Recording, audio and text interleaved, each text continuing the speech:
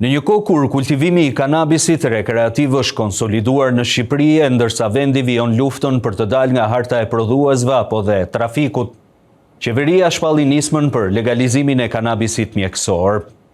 Investimet në procesin e kultivimit ilegal së fundmi kanë rritur prodhimin në më pak sipërfaqe, ndërsa diversifikimi ka arritur deri aty, sa tashmë prodhohet në të ashtu quajturat shtëpi bari, deri dje të njohura në Britani.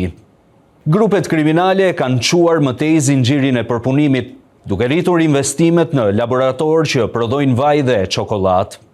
Të gjendur përballë këtij ambienti tashmë kërkohet legalizimi i kanabisit për qëllime mjekësore. Por a do të jetë një histori suksesi që do të rrisë punësimin dhe do të ketë impakt në ekonomi?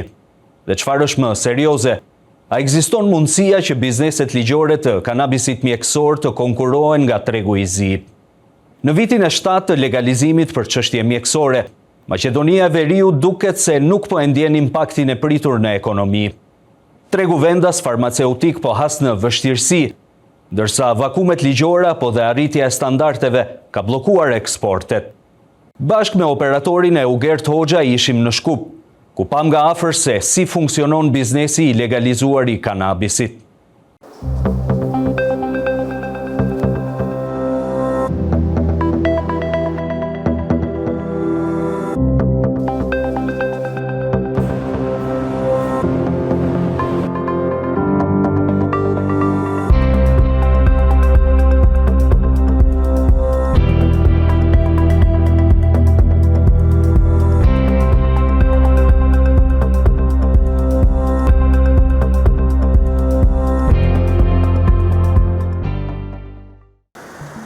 Shqipëria shumë shpejt pritet të bëhet shteti i 23 në Europë që legalizon kanabisin për qëllime mjekësore.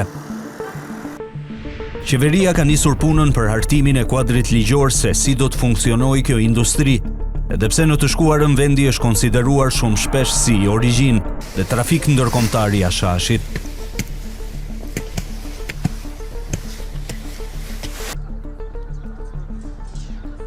Maqedonia e Veriut është shembulli më i afërt, shteti i cili legalizoi kanabisin për qëllime mjekësore në vitin 2016.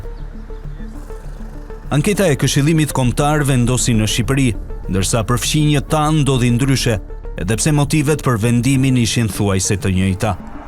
Në vitin 2016, partia politike e cila tash është në opozit, në momentin kur lëkundësht edhe ishte izoluar nga gjithë anët, filloi të bëj disa projekte të cilat ishin kështu projekte në shiqim të parë ose kur i ndëgjoni dukeshin si mega projekte dhe por në esencën e saj, në konceptin brenda saj ishin projekte të cilat të linin të dyshoje në ta.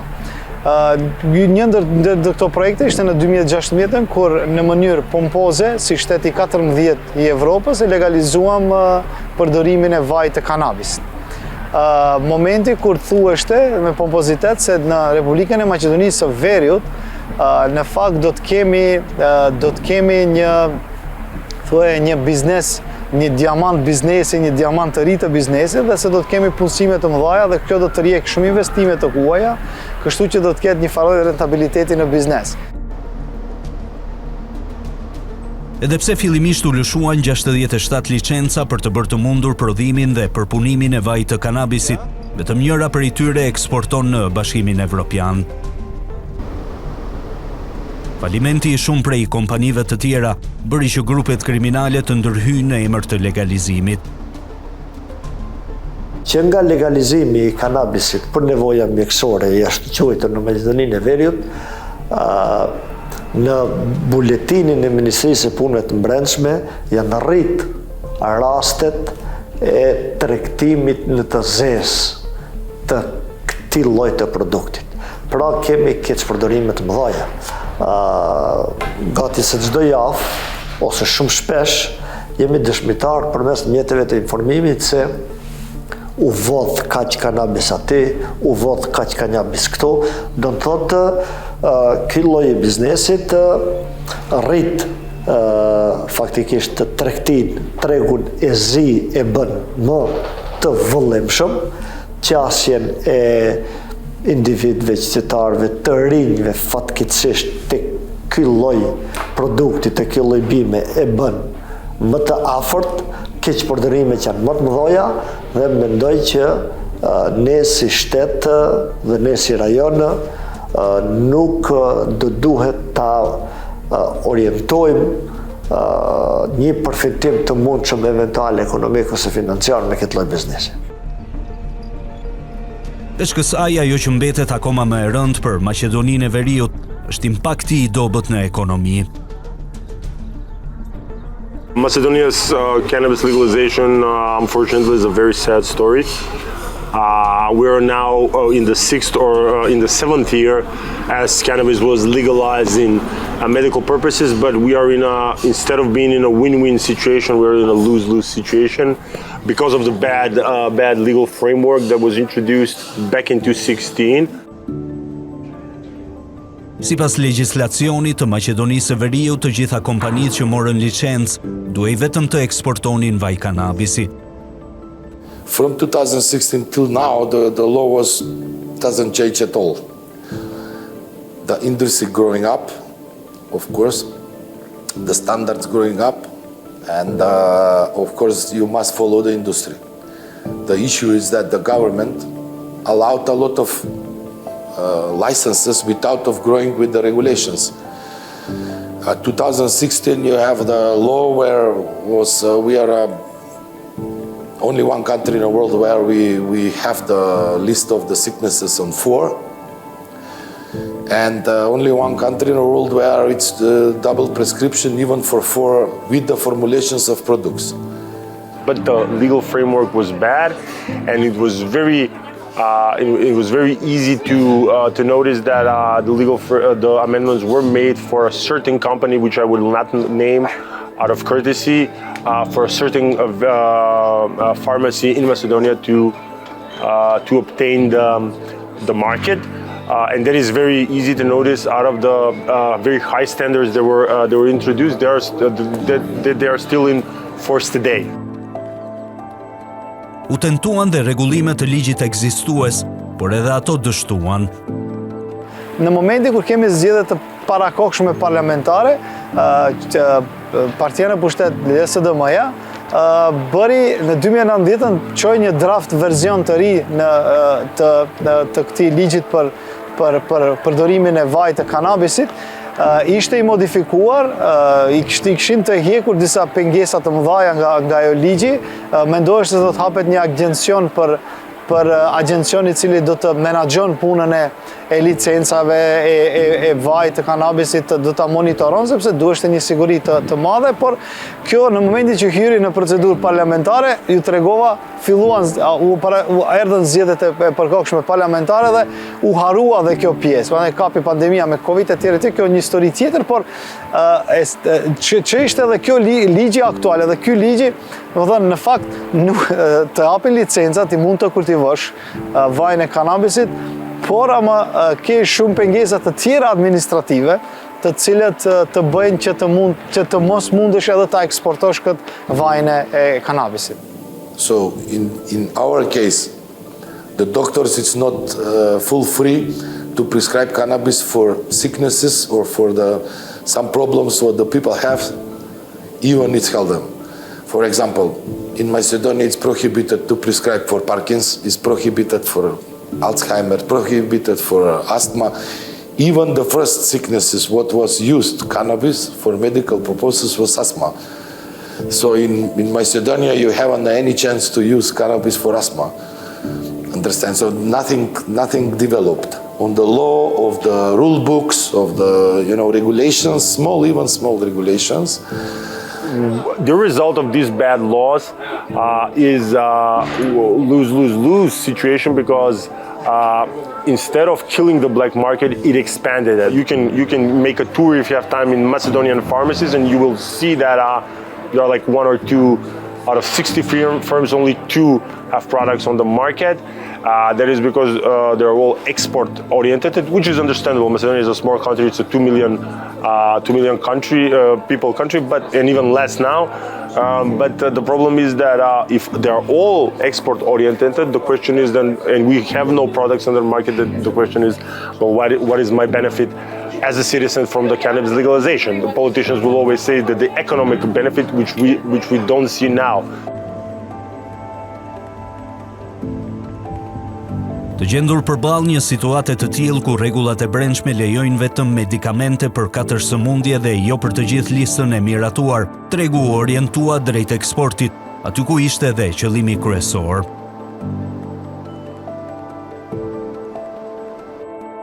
Ne si subjekt politik, që në fillim kur erdhi ky propozim ligj në parlamentin tonë, ne kemi qenë kundër. Kemi qenë kundër për shkak se arsyetimi mendoj që nuk qëndron. Thelbi i legalizimit të këtij lloji biznesi nuk qëndron te motivet mjekësore, por sipas bindjes tonë qëndron tek motivet ekonomike, motivet financiare.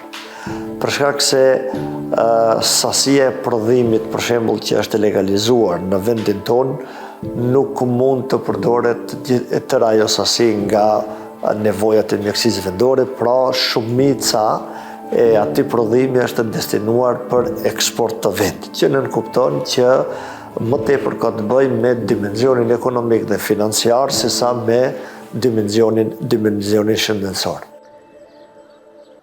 Si një ndër vendet e para që legalizoi kanabisin për qëllime mjekësore, Maqedonia e Veriut shpresonte që rritjen ekonomike ta kishte pikërisht përmes eksportit të vajit të kanabisit.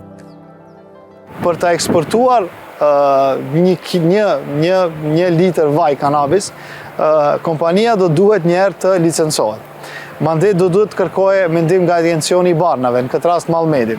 Nëse merr leje nga kjo, duhet të transferohet në qeveri, në Ministrinë e Shëndetësisë në këtë rast. Ministria e Shëndetësisë e dërgon këtë në qeveri dhe po aprovohet të mund të eksporton vajin e kanabisit.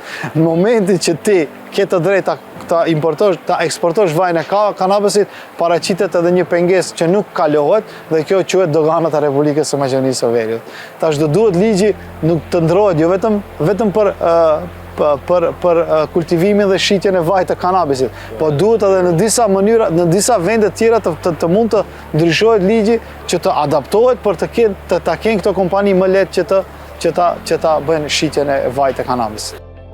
Problemeve ligjore u janë shtuar dhe standardet e GMP-s, të cilat çdo kompani duhet të arrijë.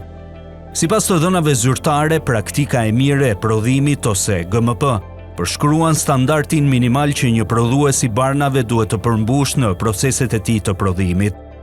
Agjencia Evropiane e Barnave ose EMA koordinon inspektimet për të verifikuar përputhjen me këto standarde dhe luan një rol kyç në harmonizimin e aktiviteteve të GMP-s në nivel të Bashkimit Evropian. So you must improve front of the European regulators. For example, we are inspected from Polish Pharmaceutical Inspectorate to be licensed, to get a European license for production. And then European Union can recognize you like a producer. After that, you start to sell. So till that moment, you need 2 to 3 years. In our case, and in Albanian case, you need 2 stages. First stage is domestic one. You must be inspected and domestic by the Albanian Agency of Drugs. And when you get that license, you apply for European license, and then some of the European countries where you will like to sell, it should becomes to inspected you. And this is the, let's say, between 6 and 1 year, you will wait only for inspection. Për të kuptuar më shumë se çfarë do të thotë prodhim farmaceutik dhe cilat janë standardet e kërkuara nga Bashkimi Evropian, stadiet e prodhimit dhe kualifikimit kalojnë në disa faza.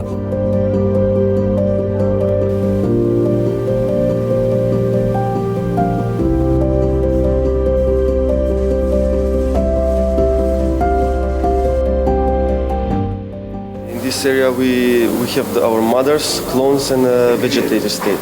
So here is where all the plants in the facility are created actually, where they can, yes. So these are the temperature? So yes, in every area actually we have our BMS system, building management system, which is controlling the conditions in the rooms.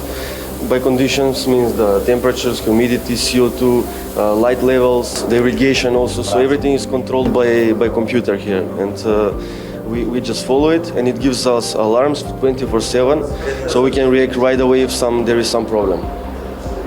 Yeah. We can continue now to our materials.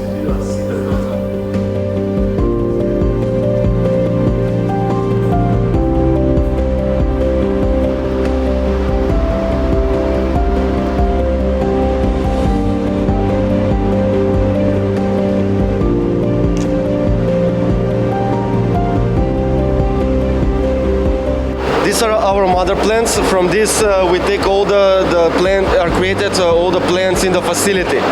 So every branch represents one clone, which is the exact copy of the mother. From here the plants go into small cubes, and we will seal them in the clone room. Each mother has its own number. A code, Yes, a code which we follow all the time, and we can see which mother is the best for us later in the flowers. So we test the flowers, and we have tracking system that we know each we know from which mother each flower came from.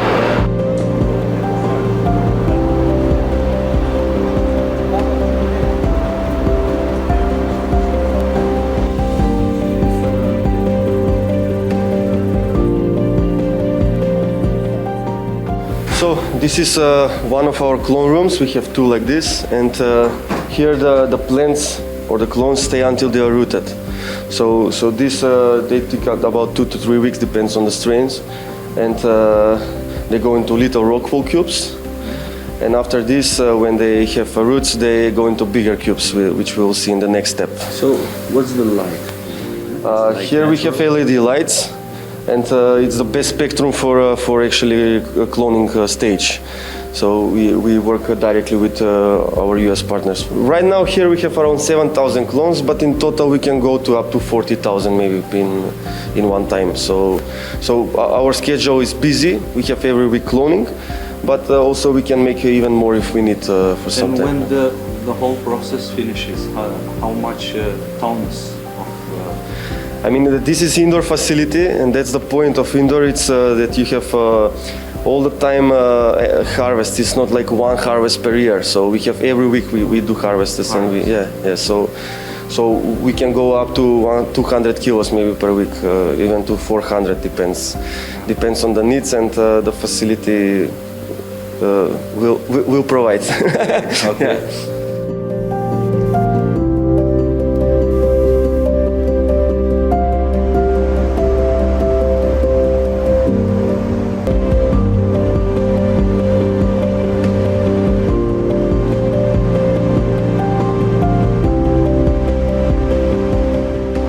What's this stage? What's this area?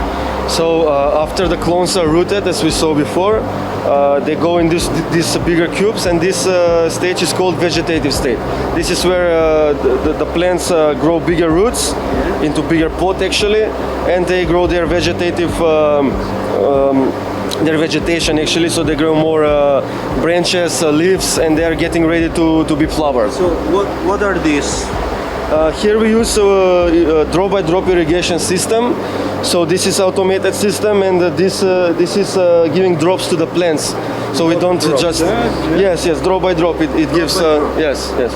And these cubes don't have any nutrients inside, so whatever the plant needs, that's what we give. Here, this is called actually MH or HPS lights, and these are much stronger, and these lights these are used only for vegetation state, and we have little bit stronger light for the flowering state. It's more yellowish, more like a summer, so where actually the plant flowers itself.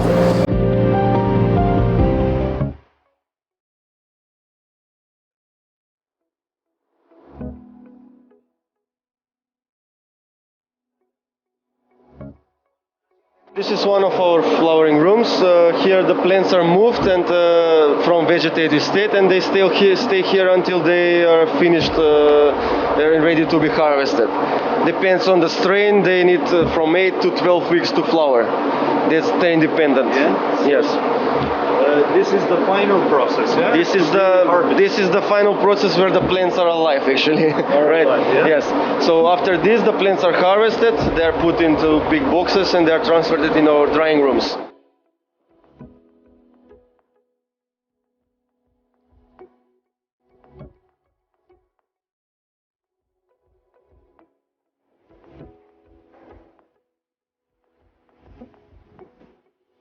This is one of our drying rooms. We have 3 drying rooms like this. After the harvest, the plants come here and they stay in these conditions until they are dry, they are finished. We measure actually how dry they are almost every day. And when they are finished, they are taken down and they go to the trimming process actually.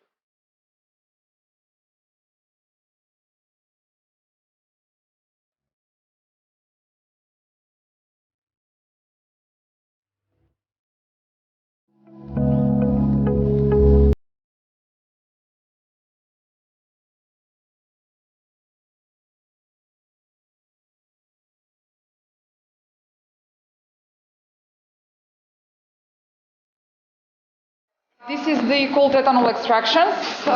First of all, we have maceration, then we have filtration, evaporation, and decarboxylation process. So that is the part of the extraction. Yes. The final product here is decarboxylated oil.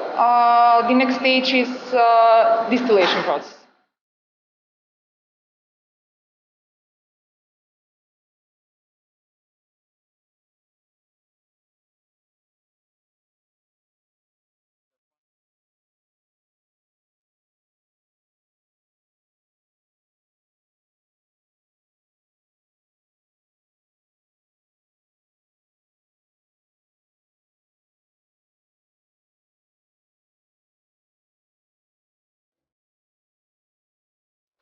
This is the quality control department, meaning that every raw material, incoming material, intermediate material, packaging material, and finally the finished product are being tested in all the manufacturing steps.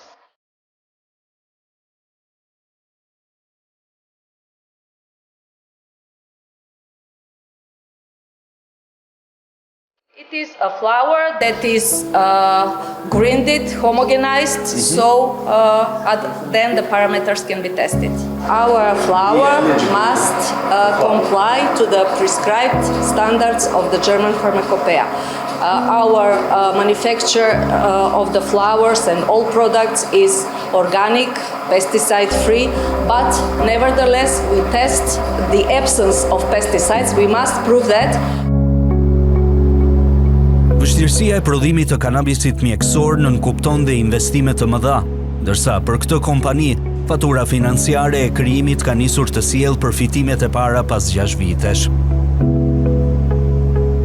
First of all, you must invest not just on a building, because building is building. Listen, this facility is in this moment one of the largest indoor facility in Europe. Even, I don't know, by the production or indoor category, one of the biggest in the world. So generally in Macedonia, this was cost up of 25 million, so 27 million totally with the operation costs.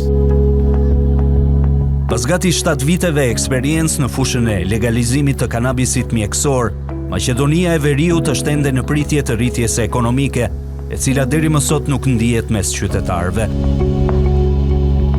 Shqipëria nuk duhet ta sjellë këtë ligj fare. Kjo është ajo që duhet bëjë ndryshe nga Maqedonia e Veriut. Pyetjen që e parastruat ju për depenalizim për konsum personal është pikërisht ajo që e thash pak më herët. Gama e përdoruesve rritet. Edhe pastaj fillojnë presionet publike prej përdoruesve, ndoshta që ta legalizojmë atë pjesë, ta legalizojmë këtë pjesë dhe në një farforme ne shndrohemi në shtete ose në rajonet e kanabizuara ku lulëzon kanabisi, lulëzon kazinoja, lulëzojnë lojrat e fatit dhe ne i dim të gjitha këto sjellin veprime që janë të damshme për shoqërinë në përgjithësi, për shoqëri të shëndosh, për familje të shëndosh. Pra jam i bindur që kostoja sociale, kostoja familjare do të jetë shumë fish më e madhe se përfitimet eventuale qoftë ekonomike, qoftë mjekësore.